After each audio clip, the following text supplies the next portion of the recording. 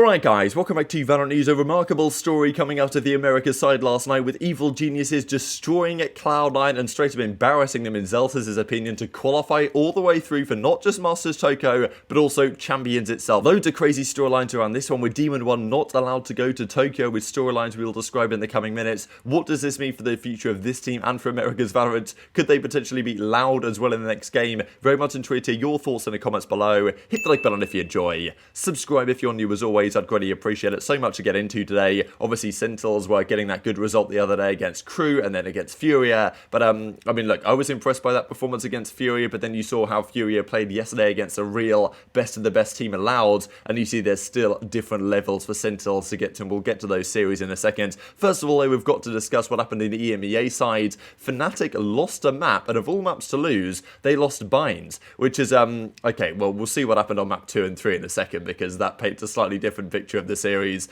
but I'm sure that there was an element here of Fnatic that thought, you know what, it doesn't matter so much what happens game 1, and when they needed to focus up, they did exactly that. But yeah, Fnatic, typically, it's been a great performance for them on Bind historically. For esports, take them down game 1, but unfortunately, those celebrations were rather short-lived because it was a very quick series from then on out, with Fnatic absolutely bodying them in the next couple of maps of the series. Like, these numbers are actually kind of remarkable, right? These are the overall series numbers. You wouldn't actually think, looking at these, that this was a 2-1 series, right? Okay, maybe because the numbers are quite high, but I mean, Bind was 13-9 for esports, and then it was 13-2, and then even worse, 13-1. So this is what Fnatic do when they're really going for you, and there's nothing for esports could do. So that was quite a way to qualify in style for Fnatic to all the way through to Masters Tokyo and the World Championship beyond that. And I mean, yeah, Chronicle had this 1v3 as well, which was absolutely absurd. And when this happens, you just know if you're for esports, it's just probably not your day, to be perfectly honest. So Fnatic are kind of the first EMEA team, or I mean, it was always going to be confirmed right, that they were going to make it through. So they just needed to win this series. They did exactly that.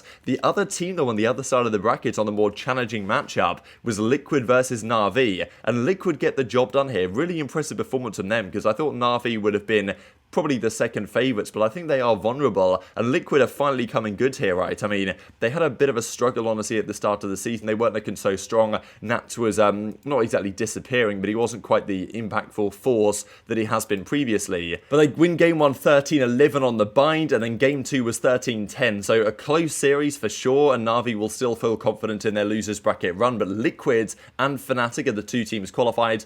Coming in here, I'd have probably said that Na'Vi, Fnatic, Liquid were the 3 most likely teams, so it still could well happen. But Na'Vi will now have to make the losers run, we'll see in a second. Let's dive into the Americas though, because what an absolutely wild timeline it's been over the last several weeks for, especially Evil Geniuses as an organisation, for the flack that Potter was taken because the team wasn't performing, and ever since that moment really, EG have turned things around massively. I remember this tweet that came out from Ethan quite a while ago now, where EG played Cloud9 for the first time, and he was like, oh yeah, this is going to be dedicated to Yay, like they dropped him, or we're going to get revenge on them for dropping him, and I'm pretty sure it didn't go their way. I think Cloud9 kind of wiped the floor with them or something, but so eventually it didn't work out. But in the long term, it's worked out just like that, because yeah, the series last night was mind-blowing, and I felt bad for Ethan the other day because he tweeted up when they lost to NRG, you know, I've lost 100 plus important games in the last 7 years. It always feels bad when you do, because when they lost to NRG 2-0, that felt like their chances at playoffs gone, right? Because yes, they were a better team than 100 Thieves, and they obviously most certainly are, but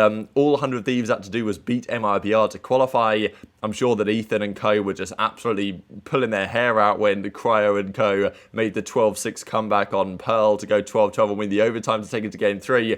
They'd have been fuming, but in the end, MIBR got the job done. EG did make it to playoffs, and as a result, they're now looking like one of the best teams in the entire Americas, or maybe just straight up the best North American team, because, I mean, look, coming into this, Cloud9 were the best North American team. Maybe some would have still said NRG, but EG have wiped the floor with both of them, which is just unbelievably impressive. Ethan with a great clutch here as well to go up 9-4 on the fracture. And after they close out game 1 with no difficulties, they win Bind with, like, I mean, it was incredible how dominant they were. I mean, Boostio as the IGL, I think, for this team as well, was killing it, just killing absolutely everything. And Cloud9 were lost. I mean, I don't know if they were just straight up shook because they were playing an EG team that was putting them in the dust, but that's exactly what occurred here. So, what a crazy series. I'll just share some moments here from the end of it. Potential moments away from history, and shots like that surely will seal the Oh deal. my god.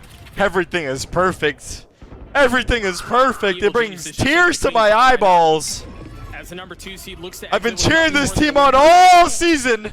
All season when no one believed. No way to recover. Finally. For a double flank. Finally. Right now, this is it. This is all or nothing for Cloud9. Calm's watching it, guys. Oh This is it. no. Oh no. Zepp was the last one up. Life him, you won't. Go for it. I want it. The flash. Look at Demon1. Look at Demon1 go. They improve. Lightning can strike the same. Wow, they qualified for Tokyo and champs. Holy. Not just Tokyo. Now you guys are cheering for EG, huh? Insane. Holy shit, these guys just got pooped on. God damn. They're in Tokyo now? Damn. C9 just got shot on, bro. God damn.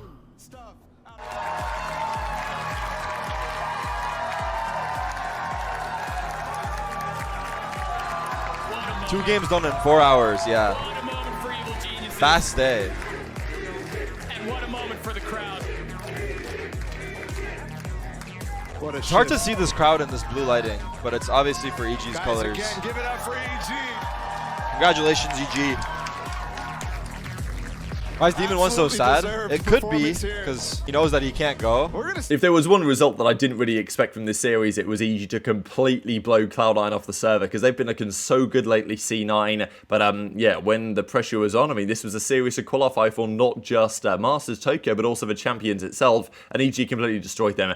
Obviously, the big storyline, though, here is Demon1. They brought him into the team not long ago. They benched BCJ controversially. They brought Demon1 in, switched a few things around, and it's worked for them absolutely spectacularly, right? Zeltis admits that it was an embarrassing showing for them. I mean, yeah, the way they played was unacceptable, but fundamentally, this was Evil Geniuses series through and through. And look at their results. This is ever since, I believe, they got 13-0'd by Loud in that crazy series where they won a map and then they got 13-0'd, and it was like, oh my god, what's going on? They decided to change some things around. Potter was still catching a lot of flack. Since then, 2-1 over Leviathan, 2-0 over Sentinels, 2-0 over MRBR. Yes, they got 2-0'd by NRG. That was the series that they mentioned. But then 2-1 against NRG and then 2-0 versus Cloud9. Like, it's an unbelievable run they have had over the last several weeks. And to be honest, it's all thanks in some ways to MIBR getting the victory, knocking 100T out of playoffs. Like, I mean, look, I like the 100 Thieves guys, but they're obviously not exactly the team that EG is right now, and it's great to see that they got their chance to show what they can do. And honestly, maybe they can go all the way and win the VCT Americas. It's not out of the question. Yes, Loud got a great result, we'll see in a second, over Furia, and really just showed why they are still the team to beat in the Americas. But EG could do it, right? And it would be a great service to Demon1 if they could at least win the Americas playoffs. Would be a really nice step for them. But as Demon1 says, we've talked about this over the last few days, as most of you may have heard already, there are reasons why I can't go to Tokyo with my team, and I want everyone to keep supporting them as they go without me. So I guess BCJ will come back in. Obviously, if they don't perform so well, there's going to be questions, but it's just unfortunate how things have worked out here for Demon1. Fundamentally, I think there's a couple of reasons behind this, and you can see how, you know, frustrated he was after they won that series, and he seemed pretty sad that he's not going to be able to go to Tokyo. I think one of the reasons is that because he was a sixth man, they hadn't done the proper visa applications at the time, but also I don't even think he has a passport properly anyway. I know that it might be a more common thing in the US than it is in other countries, where because people in the States don't often travel abroad too often, and going across different states aren't too much of a difficulty with no passports. Some people just straight up don't have a valid one, and you know, so I think it's partly visa, but it's also partly a passport situation, I think was what the rumor is. There was a lot of discussion on this, and I'm pretty sure he doesn't even have a passport at all, so I think that's going to be a problem. There could be, people were talking about ways, if he does have a passport, maybe he can just fly to Tokyo's airport and just stay there, because you wouldn't have to go through immigration or whatever, so just without a visa, so just set him up there with some sort of laptop. He can chill in the airport on a certain pig to the local venue, or even just fly to some sort of local US territory, and then he can play from there. But it's probably not going to happen, unfortunately. And just to look at some of these remarkable numbers, because Demon1 was, of course, an absolute force in this series, as he always is. Top frag on game 1, though, was Jorgemo. All the team turning up here. 13-5 Fracture, 13-2 on Bind. I mean, I don't even know what to say anymore. The other big series was Loud versus Furia, and as I mentioned at the start of the video, Sentinels put away Furia in a game 3 all the way to a crazy overtime. Louds did it in about 30 minutes. I mean, it was 13-4, 13-5. So that's kind of the levels that Sentinels realize that they've got to ascend to, is that, you know, if you're going to beat Furia like this, that's really impressive, right? So yeah, I was impressed by Loud in this one, absolutely. And they will go on to face the, well, the might of evil geniuses. We'll see in a second. Firstly, though, this is the EMEA situation. So Fnatic and Liquid, they're in the upper finals. One of them is most likely to win the entire thing, probably Fnatic, but it's going to be exciting. And then Na'Vi, they have to beat Giants, then they have to beat the winner of Fiddle Vitality, and then they will qualify. So I would say Na'Vi are the most likely of these four, but it's still far from guaranteed and only one more spot. And just to make it very clear, right, the top 3 teams here that qualify for Masters Tokyo, that gives them enough points, that gives them qualification to Champions as well. So Demon1, he can't play Tokyo, but he will be at Champions. It's in Los Angeles, so no issues there anyway. But, you know, so that's where the full might of EG are going to return. But we do get to see how they face against Loud just tomorrow. But before then, it's Cloud9, Leviathan, Fury, NRG, an absolutely stacked lower bracket. Only one of these 4 teams qualifies. It's really tough to say who. I think we might get an NRG Cloud9 match here, and it's definitely possible. But yeah, I think maybe I'm going to lean NRG's way in this one, just with their experience and everything like that. But I think it's really tricky to call right now. Very much enjoyed to hear your thoughts in the comments below. Hit the like button if you enjoyed. Subscribe if you're new. Take care, and I'll see you next time.